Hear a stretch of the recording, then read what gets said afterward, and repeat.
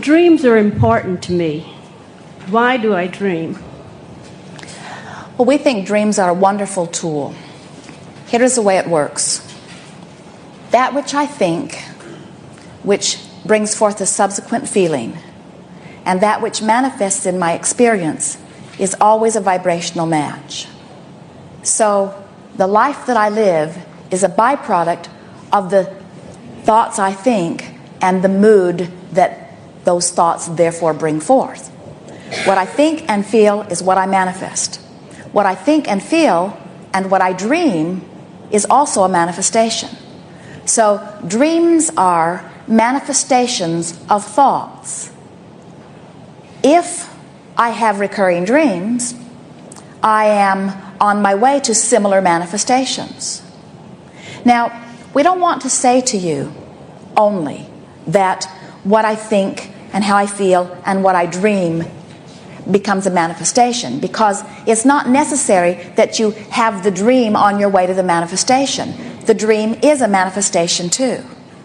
So it would be fair to say that I have this life that I live, that sometimes I live in dreamscape and sometimes I live in full reality. Someone said to us one day, "Abraham, I'm not sure that I will do very well with this virtual reality game or the game of imagination, because I don't think I can imagine." And we said, "If you can remember, you are imagining." We said to him, "Do you remember where you live? Do you remember what your house looks like? Do you remember where you put your keys when you are at home? Do you remember where you parked your car?" And we said, if you can remember that, if something is conjured in response to those questions, you are using imagination, because none of those things are happening right here and now. So the dreamscape is a way that you can play out the results of your most frequent vibrations. They are very meaningful. If you receive a series of frustrating dreams, it means you're offering a pretty steady vibration of frustration. If you're having blissful dreams, then you're offering a pretty steady vibration of well-being. If you So the dream is always from me and always, my vibration. always, it's never an outside. Always. Well, your inner being is playing with you within it. In other words, the manager, in the way that the manager manages your manifestation, the manager is managing your dreams also. In other words, you pull from all kinds of places in all of your manifestation. But the reason that your dreams feel more fantastic or more extreme is because you do not hold the same limitations about your dream manifestations as you do about your physical manifestations. In other words, Esther flies in her dreams sometimes, and she has yet to do that from her physical human perspective, because it's not an expectation that she holds, while she holds it in dream state. Well, what about when I dream and I don't know what it's about? Well, if you don't know what it's about, it doesn't really matter. Here is the way we would utilize our dreams most effectively. Before we go to sleep, we would say, "I believe I will dream tonight. I will manifest while I sleep," so to speak. And if there is anything significant, I intend to recall it when I awaken. And then in the morning, first thing that you do, as soon as you are aware that you are back into physical consciousness, ask yourself, did I dream? And if you did dream, then ask yourself, even if it's vague, well, how did the dream feel? Because there's much more information that is coming to you in the way the dream feels than in the way that it plays out. But like when I dream of other people, are they actually in my dream, or is that just me and my vibration? Oh, we are so happy you ask that. Because it helps us to give you something that we've been giving you already here today that we really want you to hear. As they appear to you in your dream, it is as you have created them to be. As they appear to you in your real life experience, it is as you have created them to be. Do you get the impact of that? You thought it was their fault, didn't you? They behave the way you vibrationally expect and attract. You know, like I had a dream where a friend of mine who wears a toupee, and in the dream I just saw him, he'd taken his toupee off. You know, it was just a flash where he... Well, how do you feel about his toupee? In other words, do you admire it? Are you happy that he has it? Are you glad that he has it? Is it a non-issue? Or when you look at it, do you think that's a hairpiece? And Well, no, nobody knows he wears it. It was a real good hairpiece, but for me it was something that you're hiding about yourself. Why not just be yourself? And so in your dream, you influenced him to be himself. We'll see how it works out in real life. When I see him again, and if he took his hairpiece. Jerry awakened one morning and said to Esther, he had had a very vivid dream, a rather intense dream, and he said, I'm finally getting what Abraham has been talking about. He said, I realized that I created everything in the dream. I created the people. I gave them the words. I put the words in their mouth. I gave them their opinions and attitudes and personalities. Now, part of it is because you see the way people respond, and you accept the way they are responding as something that must be your reality. In other words, have you ever heard anyone say, we're going through a bad neighborhood, don't make eye contact with anyone?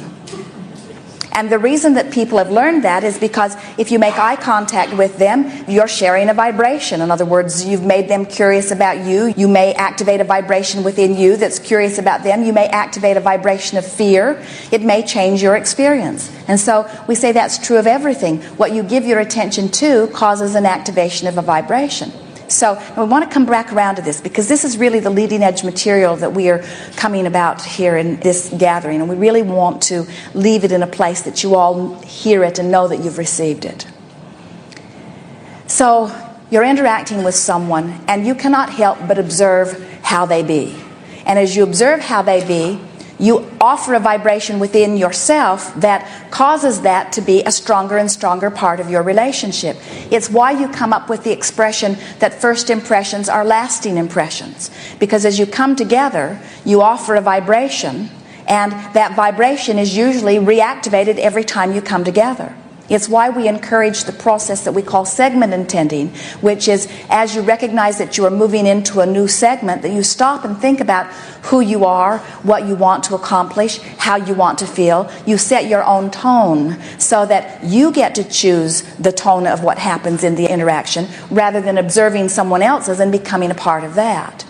Sometimes we know that it sounds a little bit like there are all these vibrations out here, and you have to be careful with them and guarded with them, or else you might get swept up in the current of something else. And we really do not want to give you that impression. We would rather that you understand that all things are possible, that well-being is dominant, and that as you practice just a little bit, thoughts that feel good, that will become your dominant habit of thought, and then it will take something rather big to take you off of it. And even if something does take you off of it, you can easily bring yourself back to the vibration of connection, which is what is most natural for you. Now here's the next thing that we want to say to you. There's all kinds of stuff within you that could potentially be activated. Is your job to root it out? No, you can't. Every thought that has ever been thought still exists. You can't get rid of the thoughts. What you do is practice other thoughts and make them dominant. Can you feel it? You just practice other thoughts and make them dominant. And the life that you live is a reflection of that. So now, as you meet others, as you live your own life, you can tell, but as you meet others, you can tell. And you begin to notice that everybody's living what their vibration is. You can hear it in their words. You can hear it in their attitude. It's like you hear people say, the worse it gets, the worse it gets. I can't win for losing. And you kind of know where their thoughts have been. Their thoughts have been upon the aspects that have been going wrong. Or you hear people say, my life is great, everything is going wonderful, things always turn out all right for me, I always land on my feet, all is well, well-being abounds. You can tell. That's usually where their vibration is. So we don't want your thoughts to scare you. We see some of you offer a word or a statement, and then you go, cancel, cancel. You're afraid that law of attraction is going to drag it and drag you off with it. And we say, well-being is so supreme. There is so much well-being. Well-being is easy to achieve. It's easy to live. Most of you are mostly that. When you look at your planet, that which is not well-being is infinitesimal in relationship to that which is well-being. And in every case, the individual, for whatever reason, has pinched themselves off. And sometimes you say, oh, but my reason is a really big reason. And we say, undoubtedly it is, but it's never a good enough reason. There is no reason ever that is big enough or good enough that we would ever, if we were standing in your physical shoes, use as our excuse to pinch ourselves off from well-being. We would practice pleasant thoughts, not only because this is the moment of life where all of your perception is happening, but because manifestations that are in your future are dependent upon it now. And one last thing we want to give you about this, since we're really on a roll here. You are extensions of source energy. And isn't it a glorious acknowledgement that in your moment of praise or appreciation or just flat out joy, that all that is source has access to you and through you? And that in fact, that very joy that you thrill to is source energy expressing through you.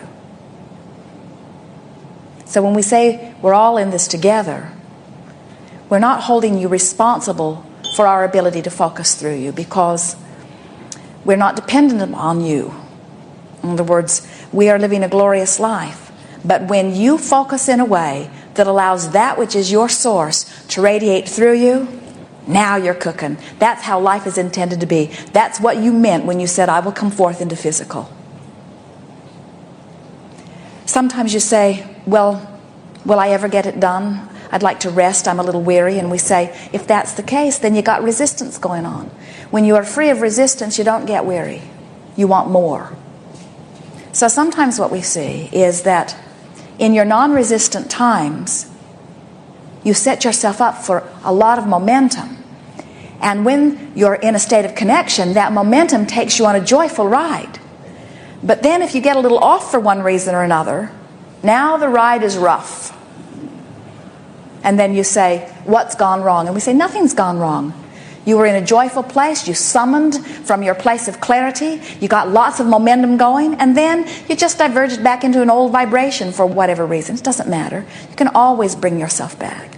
We want you to begin to feel your job, your work, what you are all about is the hands-on molding of the clay. Part of your life experience is focusing. That's how you create, is through your focus. So we would never again spend any time pondering an unpleasant thought.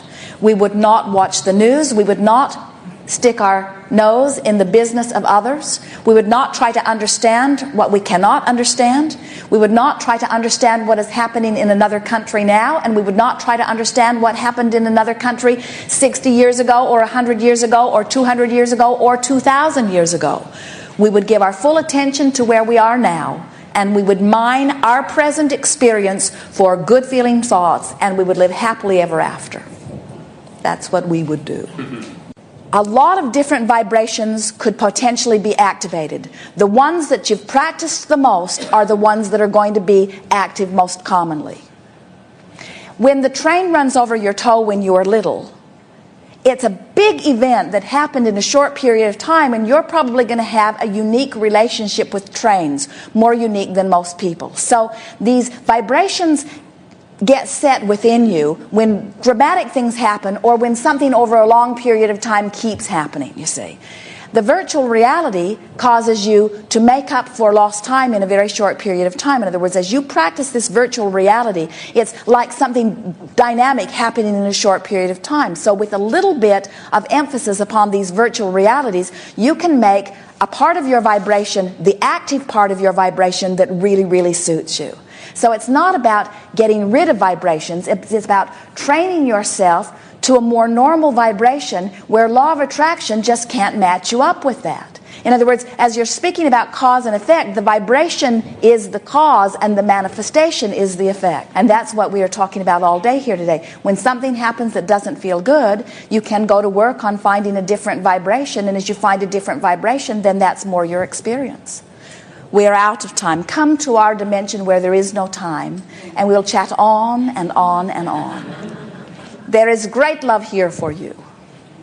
This was very good today. Yes. We are complete.